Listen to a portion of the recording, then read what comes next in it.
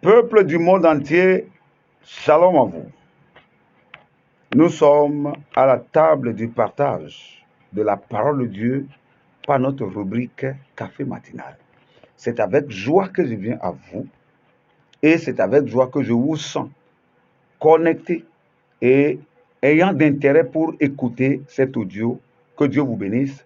Vous êtes bel et bien dans notre rubrique Café matinal et c'est avec votre serviteur, le pasteur Agbo Joseph. Hier, nous avons eu notre lecture dans Genèse chapitre 13, versets 4 et 18.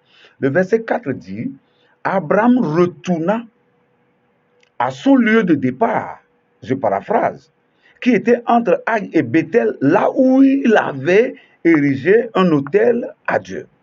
Le verset 18 dit, quand Dieu lui dit de continuer par avancer pour posséder le pays, la Bible dit, il arriva, dans le verset 18, dans une contrée appelée les Chênes de Mamré, là où il érigea un autel à l'Éternel. Bien-aimés, nous avons remarqué deux mots dans les deux versets que nous allons traiter, que nous avons commencé à pas traiter à partir d'hier, c'est-à-dire, eh bien, l'autel.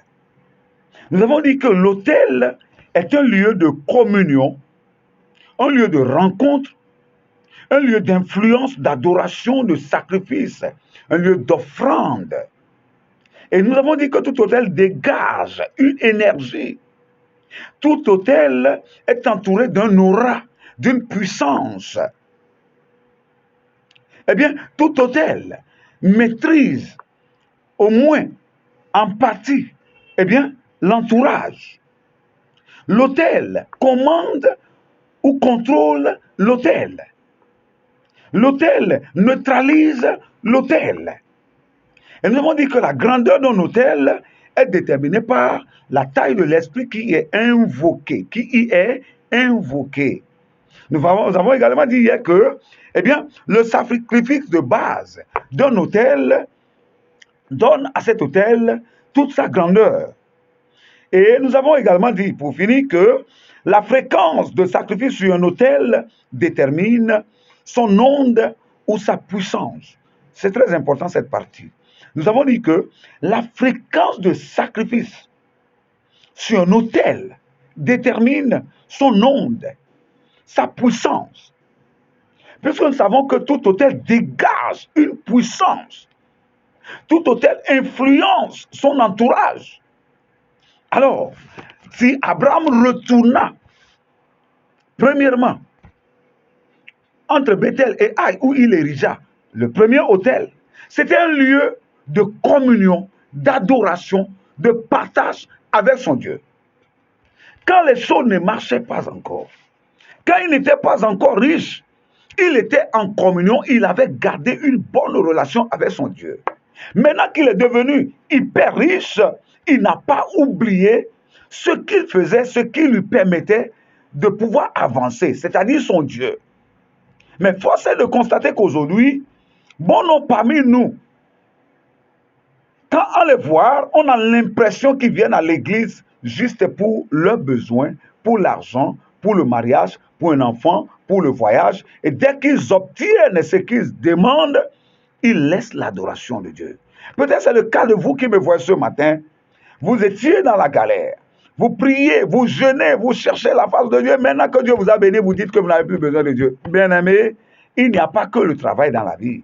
Il n'y a pas que le mariage dans la vie. Il n'y a pas que le voyage dans la vie. Il n'y a pas que chacun. Même dans le mariage, même dans le voyage, même dans le travail, il y a des situations qui arrivent qui dépassent la capacité, la possibilité d'un homme. C'est pourquoi Abraham, quoiqu'étant riche, étant devenu un homme éminent, sa première réflexe, ou son premier réflexe, si vous voulez, c'était de normaliser sa relation, sa communion avec son Dieu, et il érigea un autel vers Mamré où il habita pour y demeurer. Pourquoi? Parce que l'autel est là pour un but primordial dans la vie d'un homme. L'autel est là pour perpétuer, bien aimé, des normes. Premièrement, la prière. Il n'y a pas d'homme sur terre qui ne prie pas. et qui ne doit pas prier, qui ne prie pas du tout. Que ce soit dans l'islam, dans l'hindouisme, dans le bouddhisme, ou dans le christianisme, voire dans le paganisme ou l'idolâtrie, bien aimé, on a toujours ces normes. Premièrement, la prière. Ce qui concerne l'adoration d'une divinité impose ces trois normes, d'où la nécessité d'un autel. Bien aimé, vous verrez des autels des démons, des autels des esprits, des sorciers, un peu partout, selon l'adoration de chacun, que ce soit dans l'islam, que ce soit dans le paganisme, le bouddhisme, l'hindouisme ou tous les autres ismes qui ont trait avec des divinités. Il y a toujours ces trois normes, la prière. Premièrement, la prière. Donc vous, chrétiens, chrétiennes, dans l'Ancien Testament, eh bien, l'autel est érigé avec des pieds à un endroit donné. Ce qui obligeait les gens à rester sur place à côté de l'autel pour continuer à adorer leur Dieu. Mais au temps de Moïse, eh bien, l'autel était porté comme as de l'alliance. On portait l'autel d'alliance. Maintenant, dans le Nouveau Testament, dans, eh bien, l'adoration de Jésus-Christ dans le Nouveau Testament, dans la Nouvelle Alliance, eh bien aimé, l'autel n'est plus une pierre entassée quelque part.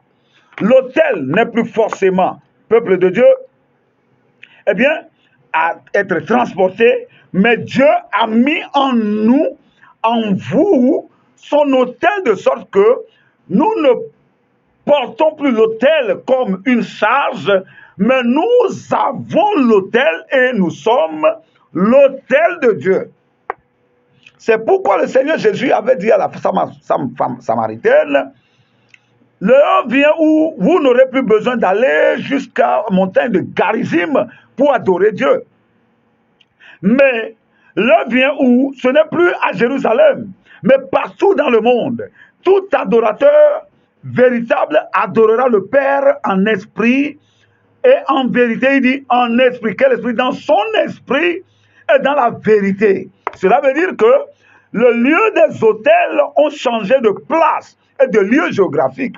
Au lieu que ce soit une pierre entassée quelque part, au lieu que ce soit bien, une table à transporter, Dieu inclut en nous, en vous, auditeurs de Café Matin, par la confession du nom du Seigneur Jésus en devenant son serviteur. L'Esprit de Dieu habite en nous et fait de nous des temples de Dieu, et il n'y a pas de temple véritable sans autel. Donc, vous êtes, étant donné que vous avez l'Esprit de Dieu en vous, vous devenez un autel pour votre Dieu, où les normes doivent être perpétuées, dont la première est la prière. Vous devez continuer par prier. Même lorsque vous serez richement béni, vous avez toujours besoin de prier, de garder votre vie de prière, même augmenter en norme, en puissance de prière. La deuxième norme, c'est le sacrifice. Bien-aimé, il n'y a pas d'adoration sans sacrifice. Donc, vous devez comprendre que votre vie sera de plus en plus fructueuse lorsque vous ferez de cette vie une vie de sacrifice. C'est pourquoi d'ailleurs, la Bible nous dit dans Romains chapitre 12, verset 1er, je vous en prie, par les compassions de Dieu, à offrir vos corps comme un sacrifice vivant. Bien-aimé, vous avez besoin de vie de prière.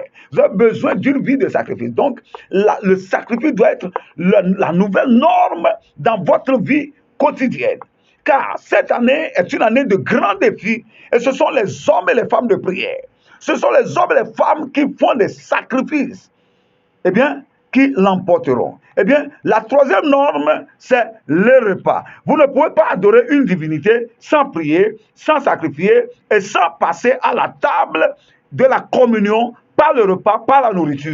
C'est pourquoi, peuple de Dieu béni du Seigneur, gardez votre vie de prière. Augmentez même en cela. Gardez votre vie de sacrifice. Augmentez en sacrifice. Gardez votre vie de communion, de repas, de partage, de repas avec le Seigneur. Car en cela, vous verrez une présence constante et continuelle de Dieu sur votre vie. C'est ce que Abraham cherchait. Il était de notre génération, il n'aurait pas à faire des autels de pierre. il porterait cela en lui. Alors, vous avez l'autel, vous êtes l'autel de Dieu.